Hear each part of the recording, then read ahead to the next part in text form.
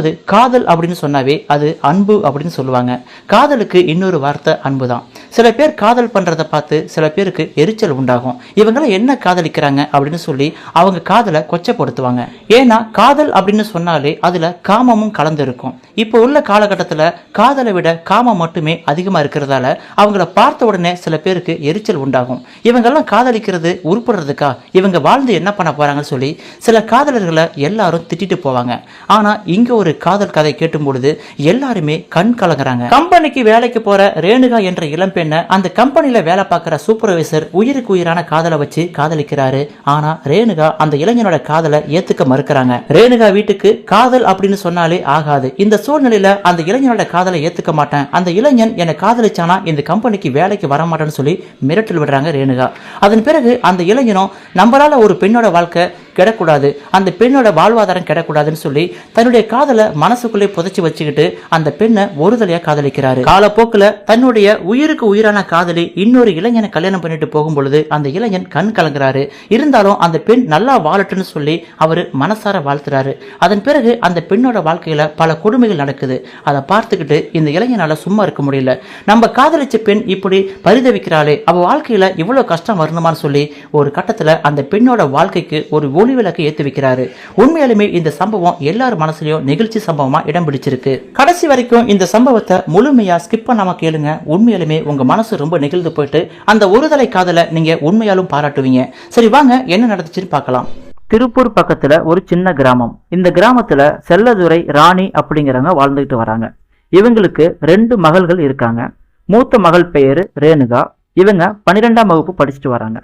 இளைய மகள் பெயர் கீர்த்தி. இவங்க 10ஆம் வகுப்பு படிக்கிறாங்க. 2 மகள்களுமே ஏழையா பிறந்தாலும் நல்லா படிக்கக்கூடிய திறமை வாய்ந்த மாணவர்களா அந்த ஸ்கூல்ல பேர் எடுக்கிறாங்க. தந்தை செல்லதுரை ஒரு கட்டிட தொழிலாளியா வேலை பார்த்துட்டு வராரு. தாய் ராணி வயல்வெளிக்கு கூலி வேலைக்கு போற கூலி தொழிலாளியா டெய்லியும் போயிட்டு வராங்க. இப்படியே போயிட்டு இருக்கும் பொழுது செல்லதுரைக்கு திடீர்னு ஒரு நாள் உடல்நிலை சரியில்லாம போயிடுது. அதிகமான குடிப்பழக்கத்தால அவருக்கு லிவர் கெட்டு போயிடுச்சு அப்படின்னு சொல்லி டாக்டர் ஒரு ஷாக்கான நியூஸை சொல்றாங்க. உடனே செல்லதுரை தன்னுடைய கேடுகட்ட புத்தியால, தன்னுடைய மது பழக்கத்தால இப்போ எனக்கு உடல்நிலை சரியில்லாம போயிடுச்சு அப்படின்னு சொல்லி ரொம்பவும் வருத்தப்படுறாரு.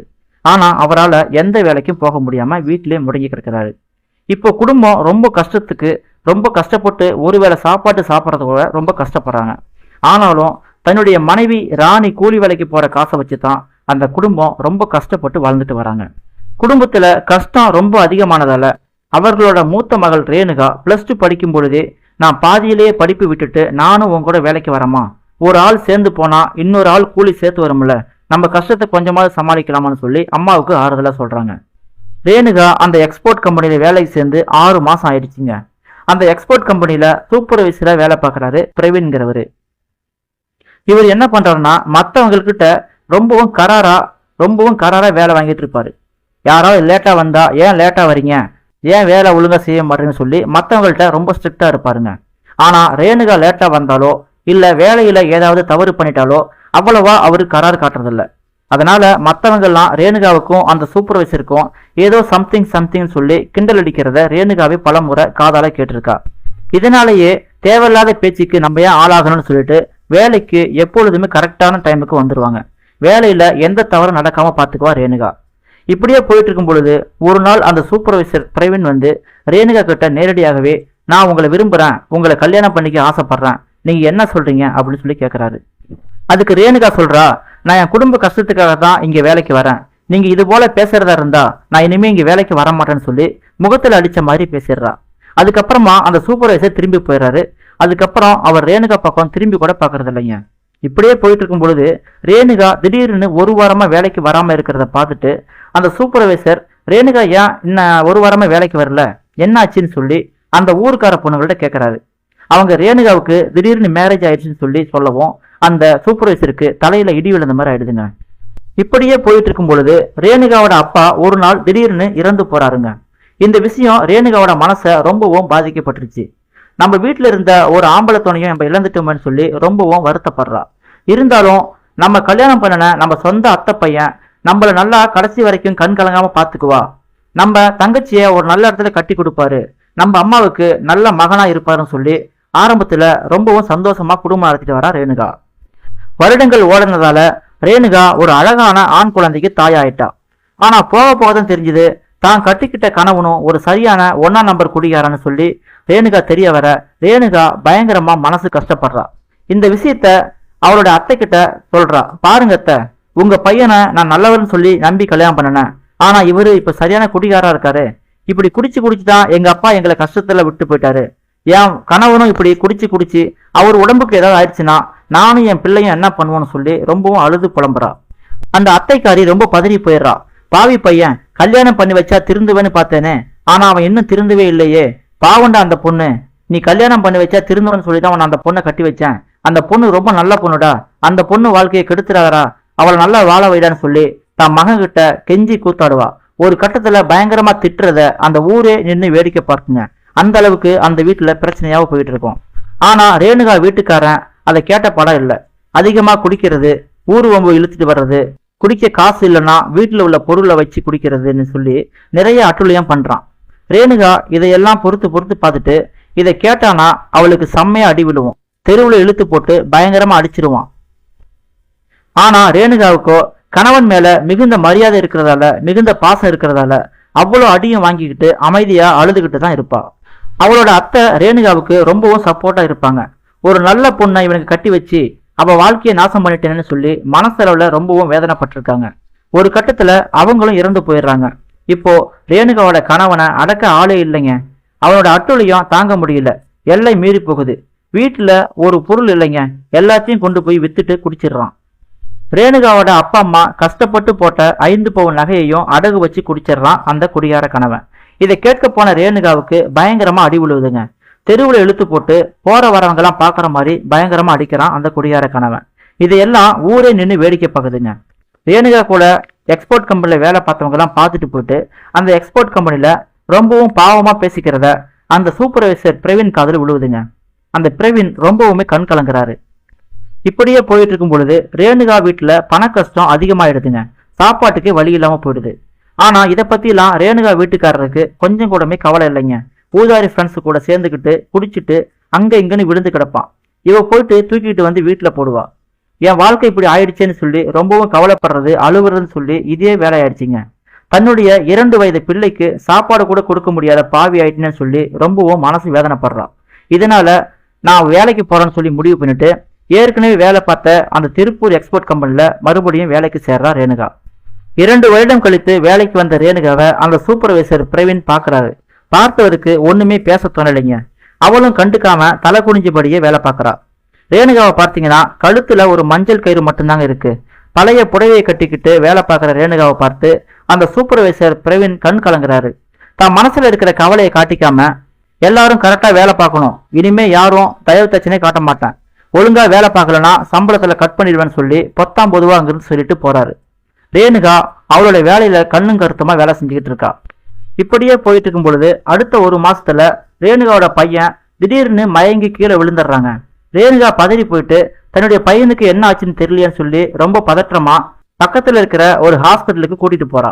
அவ கூட வேலை பார்க்குற சில பெண்களும் இவளுக்கு துணையா ஹாஸ்பிட்டல் வரைக்கும் வந்துட்டு, டாக்டர் என்ன சொல்றாங்கன்னு பாருடி, பையனை பக்கத்துல இருந்து பாத்துக்கோ, நாங்க ஈவினிங் வேலை முடிஞ்சு வந்து பாக்குறோம்னு சொல்லிட்டு அங்கிருந்து போயிடுறாங்க. அந்த பெண்ணுங்கெல்லாம் வேலைக்கு போன உடனே ரேணுகாவை பத்தி பரபரப்பா பேசிக்கிறாங்க. ரேணுகா பாவண்டி, இவளுக்கு மட்டும் ஏன் தான் இப்படி நடக்குதுன்னு தெரியல, கடவுளுக்கு கண்ணே இல்லடி, அவ மேல கொஞ்சம் கூட கருணையே காட்ட மாட்டாரு கடவுள், அவ வாழ்க்கையில நிம்மதியே தர மாட்டாரு, அந்த கடவுளுக்கு கண்ணே இல்லையேன்னு சொல்லி ரொம்பவும் மனசு வேதனையோட பேசிக்கிறாங்க. ஏற்கனவே குடியார கணவன்கிட்ட மாட்டிக்கிட்டு ரொம்பவும் கஷ்டப்படுறா. இப்ப பாத்தீங்கன்னா காலையில அவன் பையன் திடீர்னு மயங்கி விழுந்துட்டான். ஹாஸ்பிட்டல்ல சேர்த்துட்டு வரோம். அந்த டாக்டர் என்ன சொல்ல போறாரு தெரியலையே, பாவம் ரேணுகா என்ன தவிக்கிறாளோ தெரியலையேன்னு சொல்லி ரொம்பவும் புலம்புறாங்க. இதையெல்லாம் காதால கேட்ட அந்த சூப்பர்வைசர் பிரவீன் ரேணுகாவை நினைச்சு ரொம்பவும் மனசு வேதனைப்படுறாரு. கண் கலங்குது, மனசு ரொம்பவும் கனத்து போயிடுது. அடுத்ததா மருத்துவமனையில தன்னுடைய மகன் கூட இருக்கிற ரேணுகா கிட்ட டாக்டர் எல்லாம் சொல்றாங்க, நீங்க நெருங்கிய உறவு முறையில கல்யாணம் பண்ணதால உங்க பையனுக்கு ஹார்ட்ல ஒரு சின்னதா ப்ராப்ளம் இருக்கு. எல்லாருக்கும் அப்படி இருக்காது, கொஞ்சம் பேருக்கு தான் அப்படி நடக்கும். ஆனா ஆபரேஷன் பண்ணா எல்லாமே சரியாயிடும், அதுக்கு 2 லட்சம் ரூபாய் வரை செலவாகும் அப்படின்னு சொல்லிட்டு அங்கிருந்து போறாங்க. இதை கேட்ட ரேணுகா பயங்கரமா தலை சுத்தி போயிடுறா. நான் 2 லட்சம் ரூபாய்க்கு எங்க போவேன்னு தெரியலையேன்னு சொல்லி ரொம்பவும் விழிப்பிதுங்கி நிக்கிறா. ஆனா ரேணுகாவோட ஃப்ரெண்ட்ஸ் எல்லாம் சேர்ந்து, கவலைப்படாத ரேணுகா, உன் பையனுக்கு ஒன்றும் ஆகாது, நீ ஃபர்ஸ்ட் மனசை தைரியமா வச்சுக்கு, காசுக்கு எங்களால முடிஞ்ச அளவுக்கு நாங்க உதவி பண்றோம், நம்ம கம்பெனில வேலை பார்க்குறவங்களெல்லாம் சொல்லி உன் நிலைமையை எடுத்து சொல்லி அவங்களால முடிஞ்ச உதவியை செய்ய சொல்றோம் அப்படின்னு சொல்லிட்டு கம்பெனிக்கு போறாங்க. கம்பெனிக்கு போனவங்க எல்லாம் ரேணுகாவோட நிலைமையை எடுத்து சொல்லி கொஞ்சம் கொஞ்சமா காசு கொடுக்க சொல்லி எல்லார்ட்டையும் உதவி கேட்கறாங்க. ஆளாளுக்கு அவங்களால முடிஞ்ச பண உதவியை செய்யறாங்க. அடுத்த நாள் காலையில ரேணுகா ஒரு லெட்டரை எழுதி அங்க உள்ள டியூட்டி டாக்டர் கிட்ட கொடுத்துட்டு, டாக்டர் 1 மணி நேரம் கழிச்சு இந்த லெட்டரை பிரிச்சு பாருங்க, தயவு செஞ்சு பிரிச்சு பார்க்காம மட்டும் இருந்துடாதீங்க அப்படின்னு சொல்லிட்டு அங்கிருந்து வேகமா கிளம்பி போறா. இந்த பொண்ணு என்ன அப்படி சொல்லுது, என்ன அப்படி எழுதி வச்சிருக்குன்னு தெரியலையே, ஏதும் ப்ராப்ளம் ஆயிட போதும்னு நினைச்சு உடனே அந்த லெட்டரை பிரிச்சு பார்க்கறாங்க. பிரிச்சு பார்த்தவங்களுக்கு பயங்கரமா அதிர்ச்சி ஆயிடுதுங்க.